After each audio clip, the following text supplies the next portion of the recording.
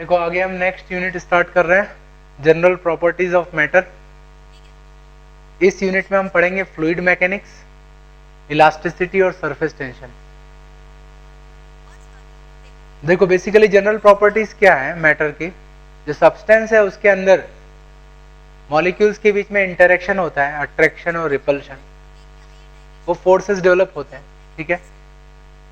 और उन फोर्सेस के कारण जो प्रॉपर्टीज हम एक्सप्लेन कर पाते हैं उनको हम जनरल प्रॉपर्टीज कहते हैं। जिसमें इलास्टिसिटी की बात करें, टेंशन जो होता है ऑब्जेक्ट के अंदर, स्ट्रेस, फ्लूइड की बात करें, प्रेशर, ठीक है, तो वो सब हम जनरल प्रॉपर्टीज में पढ़ेंगे। तो इसमें सबसे पहले मैं स्टार्ट कर रहा हूं फ्लूइड मैकेनिक्स, ठीक है।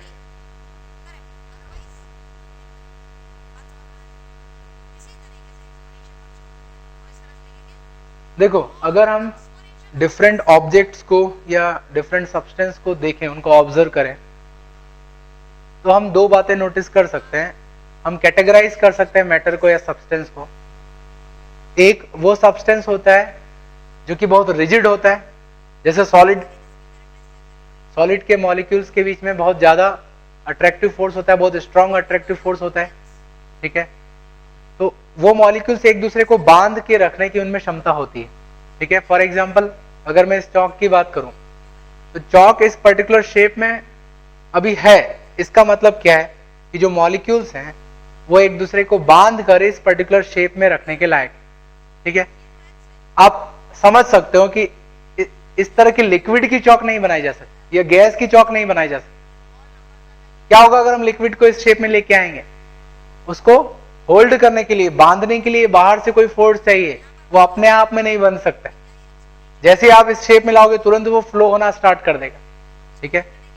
तो दो तरह से हम कैटेगराइज कर सकते हैं, एक रिजिड है या सॉलिड सब्सटेंस, और दूसरा है जो कि फ्लो कर सकता है, दैट इज कॉल्ड फ्लूइड, ठीक है। तो fluid is that substance which can flow, fluid is that substance which can flow. और ये फ्लो क्यों कर रहा है? Intermolecular force in the fluid is very weak, intermolecular force in the fluid is very weak. That's why the molecules of fluid cannot hold each other properly. So जो भी liquid होगा या जो गैस होगा उसको आप पर्टिकुलर शेप में नहीं रख सकते, ठीक है। उसको बांधने के लिए बाहर से कोई ना कोई फोर्स की जरूरत है। अभी मैं एक एग्जांपल लूंगा, ठीक है।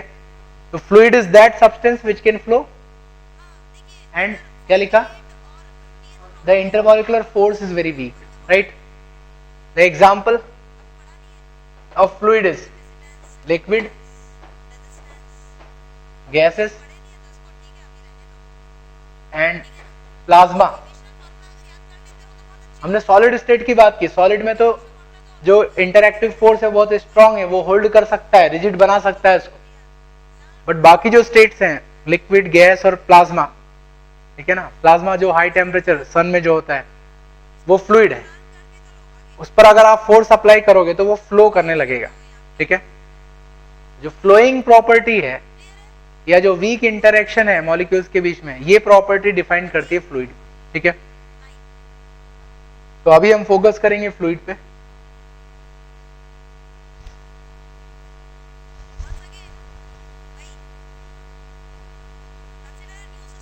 देखो फ्लूइड मैकेनिक्स में सबसे इंपॉर्टेंट चीज जो आती है, जैसे फर्स्ट स्टेप जो है, that is concept of pressure, ठीक है।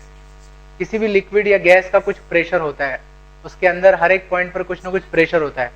उस प्रेशर को हम पहले डिफाइन करते हैं, प्रेशर होता क्या है, ठीक है।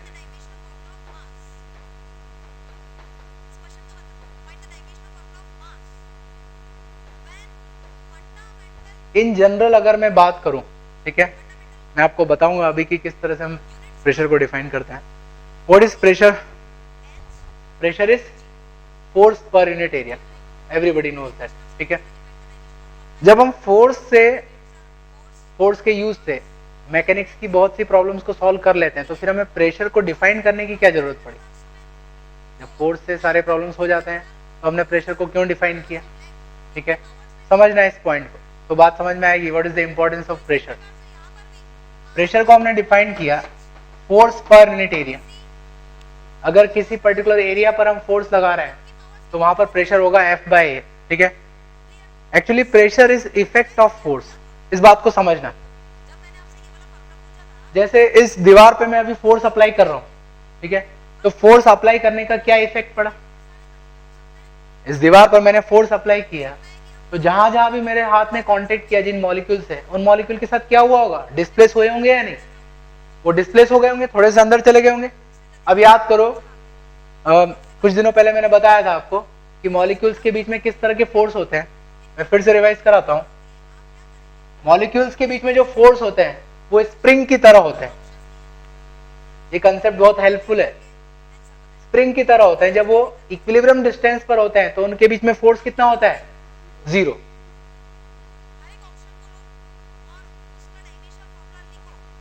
अगर उनको एक दूसरे से दूर कर दोगे तो क्या होगा बोलो? वो ऐसे ही होगा जैसे स्प्रिंग को खींच दो, तो स्प्रिंग को स्ट्रेच करोगे तो फोर्स किधर लगेगा? अंदर की तरफ लगेगा। इसके अपोजिट, अगर मॉलिक्यूल्स को एक दूसरे के पास में ले आए, एटम्स को पास में ले आए, तो क्या होगा? जो फोर्स होगा वो कैसा होगा? रिपल्सिव होगा। तो हम उसको एक्सप्लेन कर सकते हैं कि उनके बीच का जो स्प्रिंग है वो कंप्रेस हो गया। तो मॉलिक्यूल्स को दूर ले जाओगे, एटम्स को दूर ले जाओगे तो अट्रैक्टिव फोर्स, पास लाओगे तो रिपल्सिव फोर्स, ठीक है। तो वो स्प्रिंग की तरह फोर्स है, ठीक है। अब फिर से इस बात को समझो जो मैंने कही। मैंने इस दीवार पे फोर्स लगाया, तो फोर्स लगने के कारण जो ये मॉलिक्यूल्स हैं कांटेक्ट के, ये थोड़ा अंदर चले गए।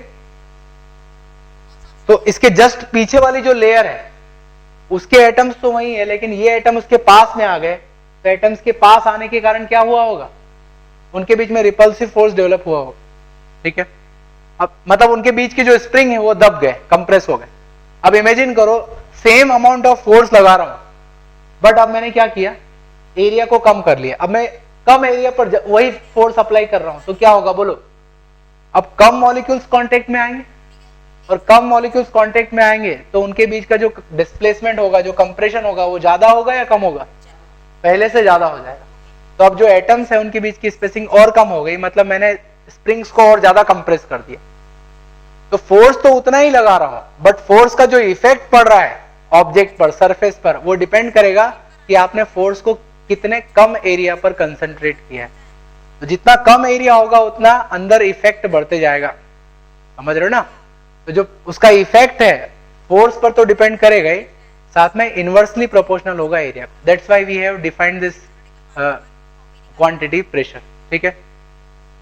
अब समझ सकते हो आप इसका जो एग्जांपल अगर हम ले, कुछ जो कील होती है, नेल, उसका एक पार्ट जो होता है वो कैसा होता है? नुकीला, हाँ, पॉइंटेड होता है, शार्प होता है। तो ऐसा क्यों बनाया हमने? पर्पस क्या है कील का? हम चाहते हैं कि वो दीवार के अंदर चला जाए, और दीवार के अंदर अगर उसको जाना है तो जहां उसको जाना है वहां के मॉलिक्यूल्स को, एटम्स को हटाना पड़ेगा। और हम जानते हैं कि दीवार बहुत सख्त है, एटम्स के बीच में जो फोर्स है बहुत स्ट्रांग है, तो उनको तोड़ना पड़ेगा, डिफॉर्म करना पड़ेगा। और डिफॉर्मेशन जो है अंदर, वो किस बात पर डिपेंड करेगा? वो डिपेंड करेगा कि आप कितना प्रेशर जनरेट कर पा रहे हो।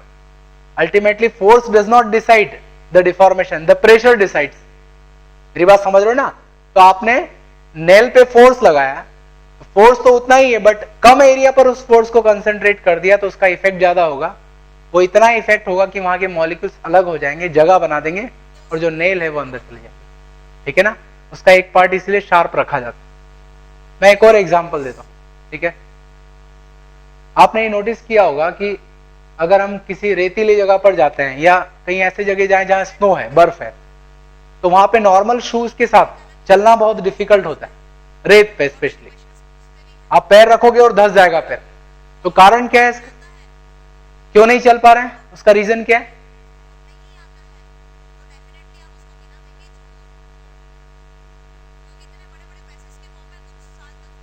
ठीक है। अब ये पर्सन रेत पर खड़ा है, ये कौन सा फोर्स अप्लाई कर रहा है रेत पर? इसका वेट जो है इसको नीचे खींच रहा है, ठीक है। और वेट के कारण इस पर्सन और ग्राउंड के बीच में एक नॉर्मल इंटरेक्शन हो रहा है, ठीक है। तो यहां पर एक फोर्स लग रहा होगा ग्राउंड पर, वो ग्राउंड पर जो फोर्स लग रहा है नॉर्मल, वो इसके वेट के बराबर होगा। बट जो वेट है, जो नॉर्मल है, वो कम एरिया पर कंसंट्रेटेड है या नहीं? जो शूज का जो बॉटम एरिया होगा वो एरिया डिसाइड करेगा प्रेशर को। सो प्रेशर इज फोर्स मतलब वेट पर यूनिट एरिया। तो जो शूज है नॉर्मल उसका एरिया कम है सोल का, बेस का, इसलिए प्रेशर ज्यादा है। प्रेशर ज्यादा होने के कारण क्या हो गया, पैर धंस जाएंगे। वैसे ही होगा जैसे नेल के साथ होता है, दीवार में धंस जाती है। अब अगर हम इस तरह के शूज डिजाइन करना चाहें सो दैट हम आसानी से रेत पर या स्नो पर चल सकें, तो शूज की क्या प्रॉपर्टी होनी चाहिए? सीधी सी बात है कि जो एरिया वो डिसाइड कर रहा है, तो जो बूट होगा, ठीक है, जो सैंड के लिए या फिर स्नो बूट जो है, उस बूट का जो बॉटम है वो ब्रॉड बेस्ड होगा, उसका एरिया ज्यादा है। तो एरिया ज्यादा होने से क्या होगा, प्रेशर कम होगा, आसानी से हम चल सकते हैं। The best example is camel, उसमें नेचुरल फूट है, ठीक है ना, उसका जो फूट है वो नीचे से क्या है, ब्रॉड है, बड़ा है, तो जिसके कारण क्या होगा, वेट के कारण वो नीचे नहीं धंस पाएगा, उसका प्रेशर कम होगा। क्या मेरी बात क्लियर है? एक और एग्जांपल लेता हूं और आपके लिए जरूरी है, ठीक है। मान लो कोई एडवेंचर स्पोर्ट के लिए आप कहीं जंगल वगैरह में जाते हो, ठीक है, और दौड़ भाग रहे हो और पता लगा कि अचानक सामने दलदल आ गया, ठीक है ना, मार्शी एरिया है, और दलदल में जैसे ही जंप करोगे वैसे ही आप समझ सकते हो उसमें डूबने लगो, ठीक है। तो ये पर्सन दलदल में गिर गया। अब ये जितना बचने की कोशिश करेगा उतना और प्रॉब्लम क्रिएट कर लेगा अपने लिए, क्योंकि अगर हटाएगा वो दलदल को तो उतना ज्यादा स्पेस बना लेगा, उतना धंसने लगेगा, ठीक है। तो इस पर्सन का धंसने का कारण क्या है, बता सकते हो आप? It is pressure. समझ लो ना, अगेन इसका वेट जो है वो नीचे की तरफ एक्ट कर रहा है, और किस पार्ट पे वो प्रेशर पड़ रहा है, बॉटम पे। तो अभी ऐसा वर्टिकल पोजीशन में है तो जो कांटेक्ट एरिया है वो कम है, कम होने के कारण प्रेशर क्या होगा, ज्यादा होगा। तो कील की तरह ये अंदर जा रहा है, धंस रहा है। अगर इसको अपने आप को बचाना है तो किस पोजीशन में लाना होगा, इस पर्सन को अगर बचना है तो किस पोजीशन में होना चाहिए, इसको हॉरिजेंटल पोजीशन में आ जाना चाहिए। अगर वो हॉरिजेंटल पोजीशन में आता है इस तरह से, तो अब क्या होगा बोलो, अगेन क्या हुआ, दिख नहीं रहा, दिख रहा है? तो ये पर्सन हॉरिजेंटल पोजीशन में आ गया है, अभी वेट नीचे लग रहा है, और अब कांटेक्ट एरिया बढ़ गया या कम हो गया, बढ़ गया है, ठीक है ना। वो कांटेक्ट में जो है दलदल के साथ, तो एरिया बढ़ा दिया, एरिया बढ़ाने के कारण प्रेशर क्या हो जाएगा, कम हो जाएगा। अब उसके धंसने की प्रोबेबिलिटी कम हो गई, ठीक है ना। तो अल्टीमेटली जो फोर्स है उसका इफेक्ट जो है वो एरिया पर डिपेंड करता है। लिख लो इस चीज।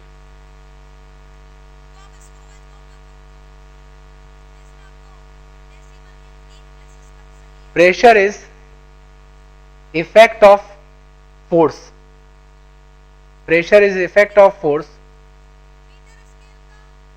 which depends on area on which force is concentrated, which depends on area on which force is concentrated. अब एक और चीज समझना, अगर फोर्स दिया है तो हम प्रेशर निकाल सकते हैं, ठीक है। अगर प्रेशर दिया है तो हम फोर्स भी निकाल सकते हैं। हमने पढ़ा है थर्मोडायनेमिक्स में, गैस का प्रेशर, समझ रहे हो ना, जो गैस मॉलिक्यूल्स हैं वो लगातार वॉल से टकराते हैं, टकराने के कारण फोर्स जनरेट करते हैं, फोर्स के कारण प्रेशर बनता है, ठीक है। तो अगर प्रेशर दिया है आपको गैस का, तो कितना फोर्स लगाएगा वो निकाल सकते हैं हम इस फॉर्मूले से। तो pressure is force per unit area, so force would be pressure into area. अब समझना logic, force is a vector quantity, vector quantity है तो इसमें डायरेक्शन भी होगा, force is a vector quantity. अब लेफ्ट साइड में अगर वेक्टर है तो राइट साइड में भी वेक्टर होना चाहिए। We know that pressure is a scalar quantity, बचा क्या, एरिया, तो area must be vector quantity. याद रखना जो एरिया है उसको स्केलर और वेक्टर दोनों के टर्म में डिफाइन कर सकते, ठीक है। फॉर एग्जांपल अगर मैं इस बोर्ड की बात करूं तो बोर्ड का सर्टेन एरिया होगा, that is scalar quantity, that is magnitude. But इसी एरिया को अगर मुझे वेक्टर के फॉर्म में शो करना पड़े तो उसका जो एरिया है वो तो मैग्नीट्यूड हो गया, बट उसकी डायरेक्शन में कैसे डिफाइन करूंगा, that is normal to the plane of area. जो एरिया का प्लेन होगा उसका नॉर्मल वेक्टर जो है वो एरिया वेक्टर की डायरेक्शन को शो करेगा। इसका मतलब ये हुआ कि अगर कहीं पर प्रेशर दिया हुआ है तो प्रेशर के कारण जो फोर्स लगेगा वो होगा P इंटू ए, और डायरेक्शन क्या होगी? Direction would be normal to area of contact. अभी मैं समझाता हूं, लिखाऊंगा अभी। देखो, मान लो कि इस रूम में अभी कुछ एयर है, एयर के कारण कुछ प्रेशर होगा, उस प्रेशर के कारण फोर्स कितना लगेगा और किस डायरेक्शन में लगेगा आप बताना, ठीक है? तो जो गैस मॉलिक्यूल्स हैं इस दीवार से टकरा रहे होंगे, तो इस दीवार पे कितना फोर्स लगेगा? Pressure into area. डायरेक्शन क्या होगी? बाहर की तरफ। हम जानते हैं ना, तो गैस का प्रेशर होता है बाहर की तरफ एक्ट करता है, तो इस तरफ फोर्स लगा रहा होगा, इस ग्राउंड पर किधर फोर्स लग रहा होगा? एयर के कारण। तो प्रेशर इनटू एरिया, डायरेक्शन किधर होगी? Vertically downward. रूफ की बात करें तो वर्टिकली अपवर्ड, साइड वॉल की तो हॉरिजॉन्टल डायरेक्शन में फोर्स लगेगा। मतलब प्रेशर वही है, गैस वही है, लेकिन उस प्रेशर के कारण जो फोर्स लग रहा है वो डिपेंड करेगा कि जो एरिया ऑफ कांटेक्ट है वो कैसा है। एरिया अगर ऐसा है हॉरिजॉन्टल तो उस पे नॉर्मल नीचे की तरफ लगेगा, रूफ है बाहर की तरफ, ऊपर की तरफ, साइड वॉल पे हॉरिजॉन्टल डायरेक्शन में। तो जिस एरिया पर भी फोर्स लग रहा है, फोर्स उस एरिया के नॉर्मल डायरेक्शन में होगा। क्या मेरी बात क्लियर है? एक और चीज से समझो, जैसे मेरी हथेली पर भी इस समय गैस का प्रेशर पड़ रहा है, उसके कारण फोर्स लग रहा होगा, तो किधर फोर्स लगेगा बोलो? हाँ, इस तरफ फोर्स लग रहा है। अगर मैंने डायरेक्शन बदल ली तो अब ऐसा फोर्स लग रहा होगा, ऐसा रखा है तो अब नीचे की तरफ लग रहा होगा। तो प्रेशर वही है, प्रेशर के कारण जो फोर्स होगा वो डिपेंड करेगा एरिया ऑफ कांटेक्ट, ठीक है? प्रेशर स्केलर क्वांटिटी है, प्रेशर के कारण जो फोर्स होता है वो चारों तरफ लगता है, डिपेंड करेगा कि जिसके साथ कांटेक्ट है वो कैसा है, ठीक है? आप लिख लो, द फोर्स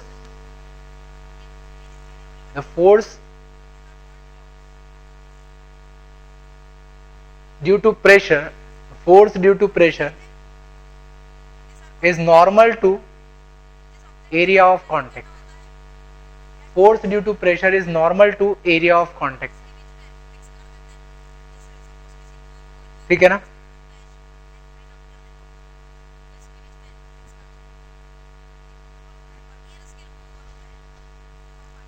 तो आप ये बात समझ गए कि प्रेशर क्या है, और प्रेशर दिया है तो प्रेशर के कारण फोर्स कैसे निकालें, ठीक है? अब हम आते हैं अपने पॉइंट पे, फ्लूइड मैकेनिक्स पे। एक सबसे इंपॉर्टेंट चीज है कि फ्लूइड के अंदर कुछ प्रेशर होता है, लिक्विड के अंदर कुछ प्रेशर होता है।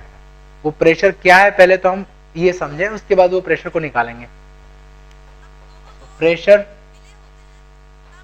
इनसाइड फ्लूइड,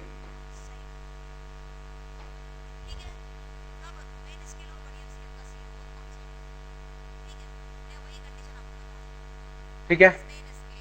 समझना,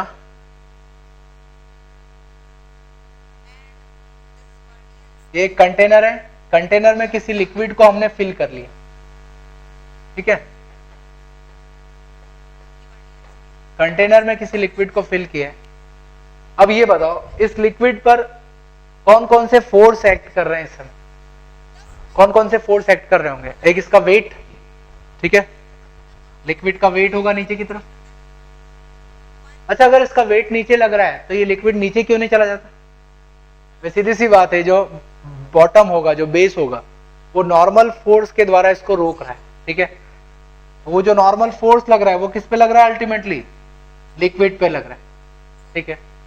एक और चीज,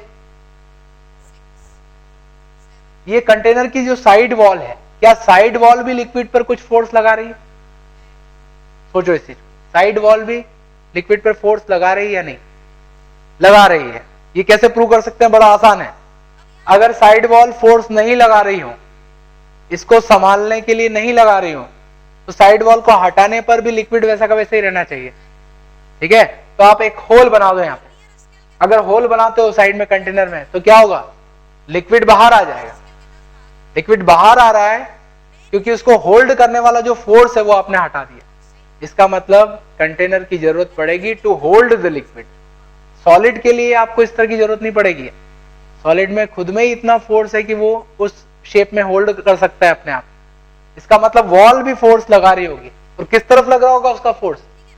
अंदर की तरफ लग रहा होगा, ठीक है? तो इस तरह से वॉल भी फोर्स लगा रही। अब समझना, लिक्विड पर अगर फोकस करो तो आप देख सकते हो चारों तरफ से उस पर जो फोर्स लग रहा है वो अंदर की तरफ लग रहा है, और अगर सभी तरफ से फोर्स अंदर की तरफ लगेगा तो लिक्विड कंप्रेस होगा या एक्सपांड होगा? सीधी सी बात है, कंप्रेस हो जाएगा।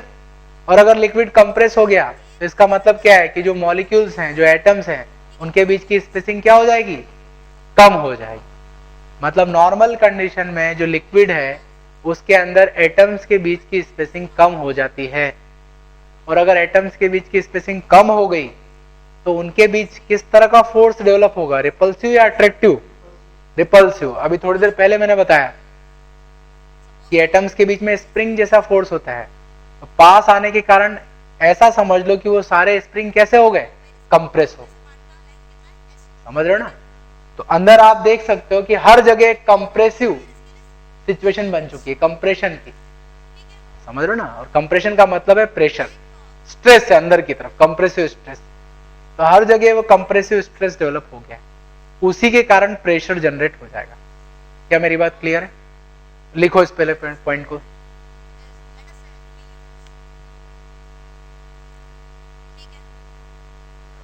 Because of force applied bye containers wall, because of force applied by container's wall and the weight liquid gets compressed.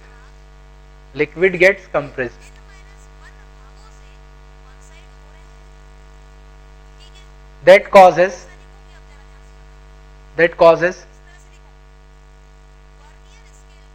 atoms of liquid to be closer to each other.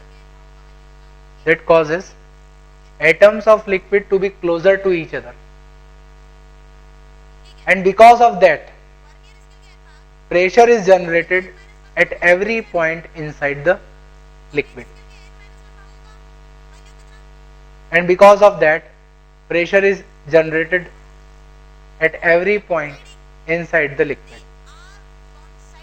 अभी हम liquid की बात कर रहे हैं, ये चीज हर एक फ्लूइड के लिए वैलिड है, ठीक है ना?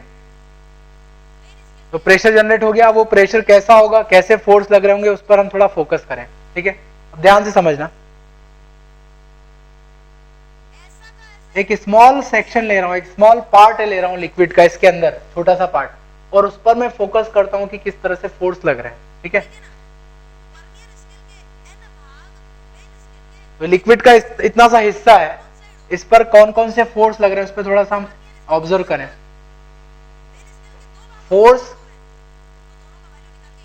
Applied on the given part पर किस तरह से फोर्स लग रहा है। अब कौन फोर्स लगाएगा बोलो? जो इसके सराउंडिंग मॉलिक्यूल्स हैं, सराउंडिंग एटम्स, वो फोर्स लगाएंगे, ठीक है? ये हमारा सिस्टम हो गया, इस पर फोर्स लगेगा। अब सराउंडिंग मॉलिक्यूल्स या एटम्स इस पर किस डायरेक्शन में फोर्स लगाएंगे? अंदर की तरफ या बाहर की तरफ? अंदर की तरफ, क्योंकि मॉलिक्यूल्स के बीच की स्पेसिंग कम हो गई, रिपल्सिव फोर्स होगा, तो ये मॉलिक्यूल फॉर एग्जांपल इसको अंदर की तरफ पुश करेगा, ये इसको अंदर की तरफ पुश करेगा। तो जो भी आपने पार्ट कंसीडर किया है, उस पार्ट पर सभी तरफ से फोर्स लग रहा है अंदर की तरफ। आप समझ सकते हो, दैट इज कॉल्ड प्रेशर। अंदर आप कोई भी पॉइंट कंसीडर कर लो, उस पॉइंट पर चारों तरफ से फोर्स अंदर की तरफ लग रहा है, उसको कंप्रेस करने की कोशिश कर रहा है। इसके अपोजिट मैं बात करूं, फोर्स अप्लाइड बाय लिक्विड, या जो हमने पार्ट लिया है अभी, गिवन पार्ट, ये फोर्स बाहर कैसा अप्लाई करेगा उसकी बात करें, ठीक है? तो बोलो, ये बाहर के मॉलिक्यूल्स पर किधर फोर्स अप्लाई करेगा? Because of Newton's third law, action and reaction are equal and opposite. तो उन्होंने अंदर फोर्स लगाया, तो उन पर फोर्स किधर लगेगा? बाहर की तरफ।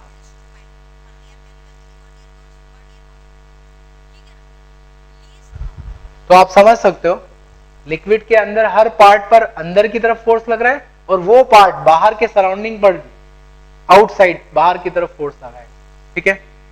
That is the effect of pressure.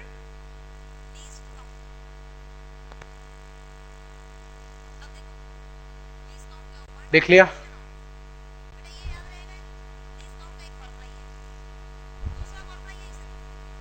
अब देखो इसी में एक एग्जांपल लेता हूं मैं। एक थ्रेड से एक स्टोन को, ठीक है, बांध के हमने लिक्विड में डुबो दिया। The stone is completely submerged inside the liquid.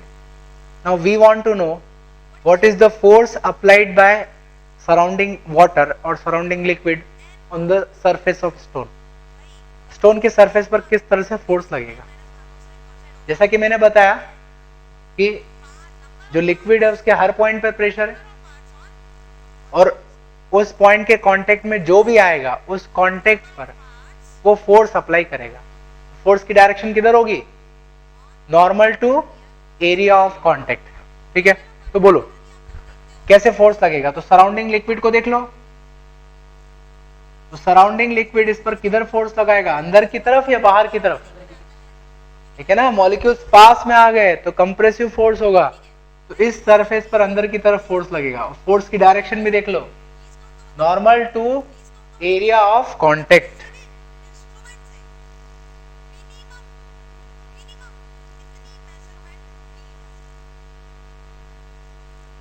तो स्टोन के सरफेस पर चारों तरफ से अंदर की तरफ फोर्स लगेगा और हर तरफ जो फोर्स की डायरेक्शन होगी that would be normal to area of contact. ठीक है, देखो कुछ और एग्जांपल लेते हैं हम प्रैक्टिस के लिए।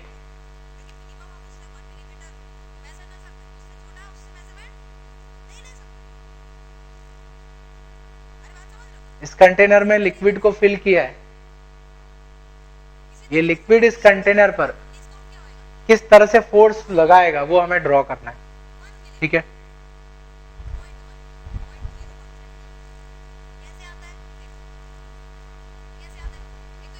बोलो लिक्विड साइड वॉल पे किधर फोर्स लगाएगा? Normal to area of contact. तो ये एरिया है इसके नॉर्मल बाहर की तरफ, बाहर या अंदर? लिक्विड फोर्स किधर लगाएगा, बाहर या अंदर?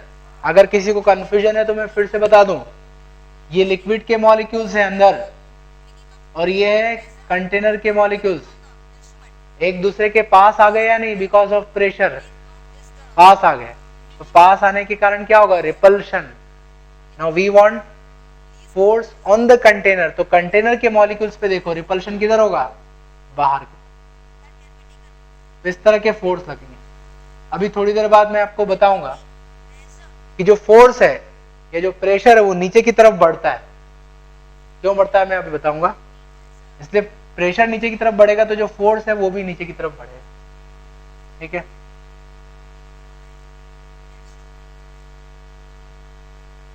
इस वॉल की बात करें तो अगेन इस पर किधर लगेगा फोर्स? नॉर्मल बाहर की तरफ।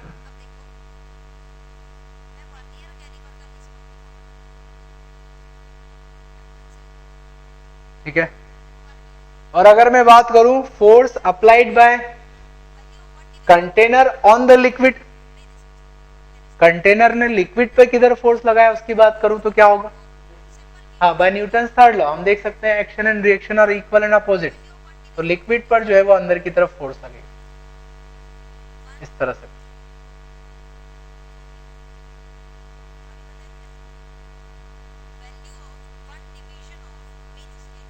कंप्रेस कर रहा है वो कंटेनर की वॉल।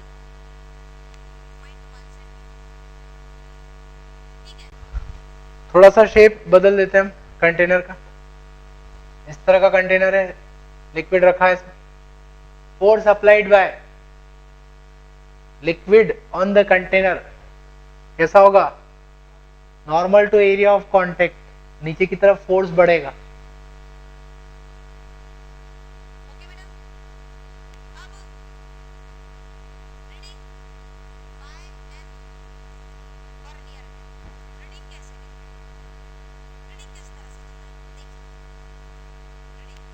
और अगर हम बात करें force applied bye container on the liquid तो वो जस्ट अपोजिट होगा। ठीक है,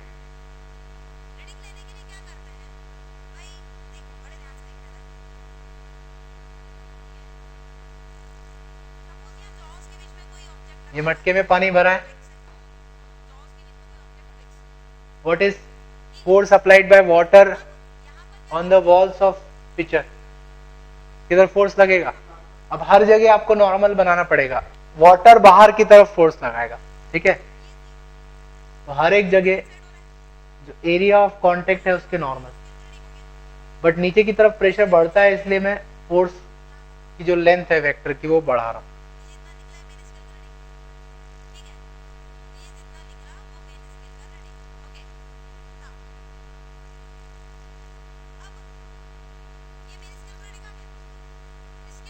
force applied bye walls of the container वो होगा इनसाइड, ठीक है. तो एक बात तो समझ में आ गई कि लिक्विड या गैस या फ्लूइड के कांटेक्ट में अगर कोई भी सरफेस होता है, ऑब्जेक्ट होता है, तो उस पर एक फोर्स लगेगा. वो फोर्स एरिया ऑफ कांटेक्ट के नॉर्मल डायरेक्शन में होगा. Force is pressure into area, ठीक है. और फोर्स क्यों लगता है, प्रेशर क्यों होता है, ये भी हमने बता दिया कि जो फ्लूइड है because of its weight and surrounding forces compressive situation में होता है. कंप्रेशन के कारण मॉलिक्यूल्स पास में आ जाते हैं, जिसके कारण वो प्रेशर जनरेट हो जाता है, ठीक है.